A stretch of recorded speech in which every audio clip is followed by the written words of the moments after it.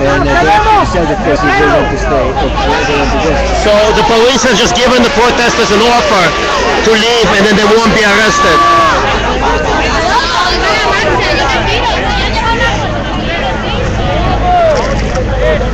And they're moving in. Calibra is inside, I think. I don't see her.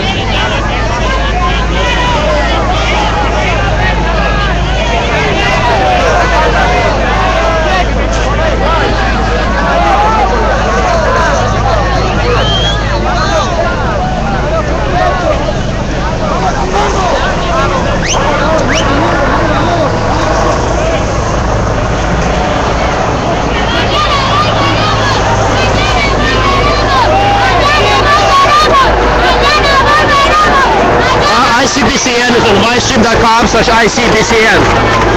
Great team working out of Barcelona. Actually, they might be going more international now. Alright, Calibri is inside. So yes, Calibri is inside. She probably is going to go down. She has a good signal. We got a Wi-Fi operation here, but it's saturated with people because I think the password got out. I wasn't able to use it.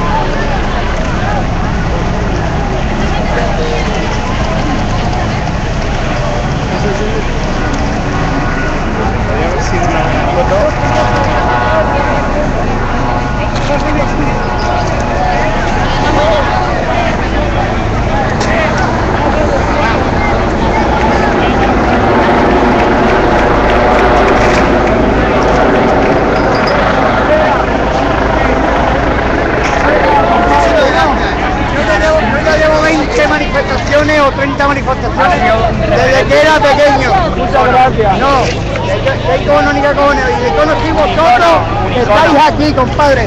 Para personas como usted. People standing up and they're locking arms.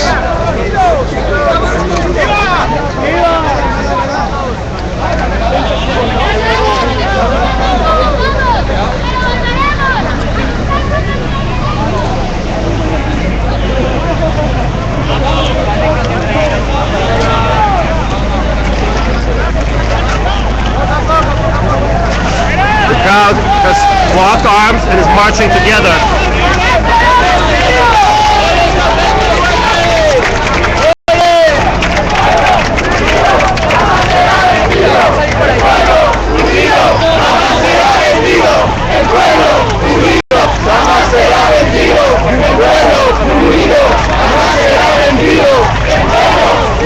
Ya nos vamos porque nos ha convencido ese John.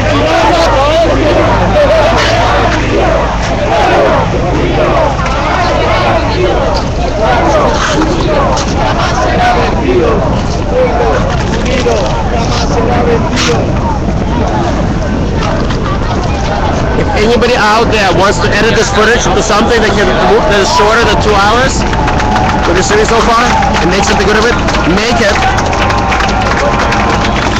Wait it out with pound S29 hashtag.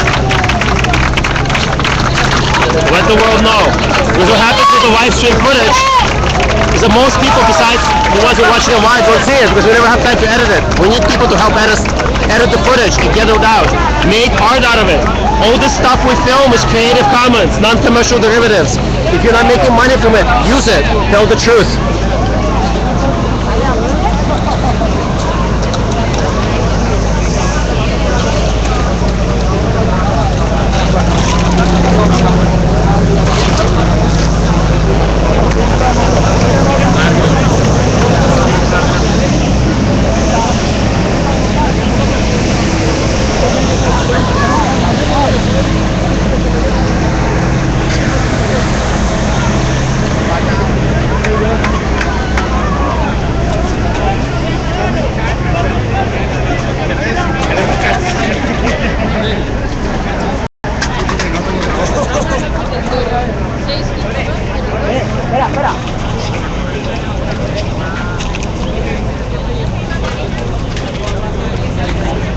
So basically, I just want to point something out interesting. So now that everybody has got up and leaving,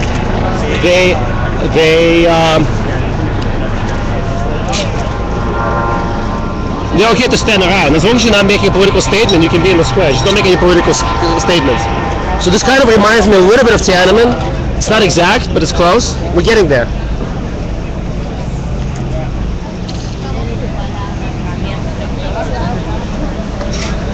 There's no one there. Oh, gracias. I have a mouse in my pocket because I'm going to the editing studio. I was going to mix later. I guess I mixed. I didn't get to mix much there. I mixed early on. Early on, I had the pleasure of dealing with a computer that just kept crashing all the time. So my apologies to all those Spanish Revolution viewers for that malfunction. We were just dealing with too many things.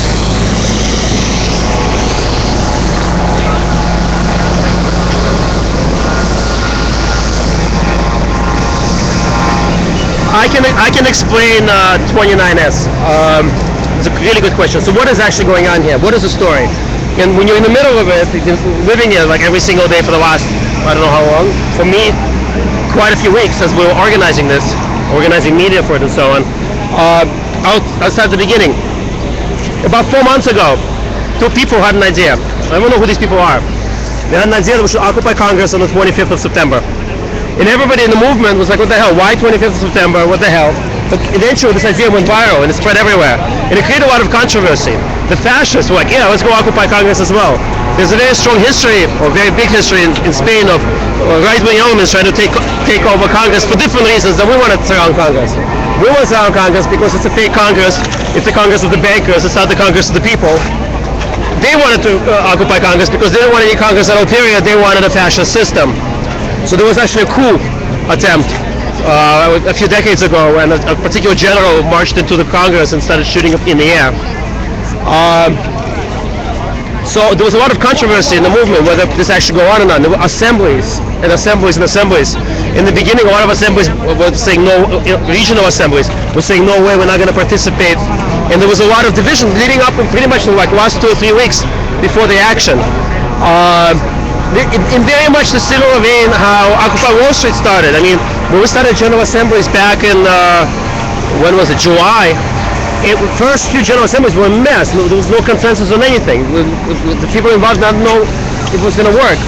But over the last few days, things really kicked in and people started organizing. So 25th came and 100,000 people. Yeah, Paul decided he's going to film me while I'm streaming. So it's like, so 25th came, and we had a huge amount of people all over they came from all over Spain, hundreds of thousands of streets. I remember the mainstream media was reporting there was only 6,000 of us. It's kind of funny. But anyway, that protest was met with a lot of violence. How was it met with violence? How did it exactly happen? A group of protesters threw something at the police, and that was used as or maybe it wasn't even protesters. We don't even know who did. Someone threw something at the police. Yes, we've seen something flying at the police. What followed after that was thousands of people getting beaten senselessly by these thugs in their uniform, and the whole country saw it, the whole world saw it. It went viral. It went everywhere. People saw the brutality, and it's this brutality that legitimizes the state. Whatever authority they have to govern starts disappearing, starts crushing the skulls of their own citizens. One person became paralyzed from this assault. Multiple people ended up in a hospital. People who ended up arrested in jail came out of those jails brutalized. So as this information started spreading, the government made a next move, and it's going to try to order all the newspapers and TV stations to stop covering the protests. On the 26th, which is the next day, more people came out, and again the thing was back, and then they decided to leave just like today, but police would not let them leave just by themselves. They attacked the car as they were leaving. This is when actually my hotspot was stolen, right before they attacked. And today we saw probably 200,000 people completely jammed this part of the city. And again, we had a provocation. They tried to push people out of the cars, to pull out the cars in. It was almost like, it was an amazing sight for those of you who watched this. And we had this basically standoff. You had all these people sitting in front of Congress and police threatening them with violence to stop expressing their political beliefs. So this is the story. This is the big picture in terms of like what happened action-wise. But what's happening at the same time, more and more people in Spain are beginning to ask the question, who do the people who sit behind that fence, who do they represent? And as this idea is spreading farther and farther, it's going to be harder and harder to govern just using force, because how many of these riot police do they actually have? Only a few thousand. The actual regular police have announced they're not going to suppress the protest. The military has said they're not going to suppress this protest. So the days of this regime are actually numbered. And this is basically the reality of what's going on the town. Okay, thank you. I'm looking at, I wasn't looking at the chat before posting. Is it total gun?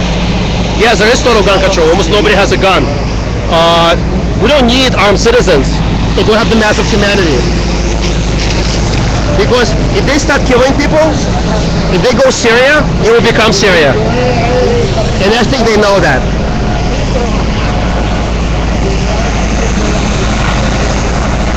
So yes, this is the end of the action. I'm going to sign off soon.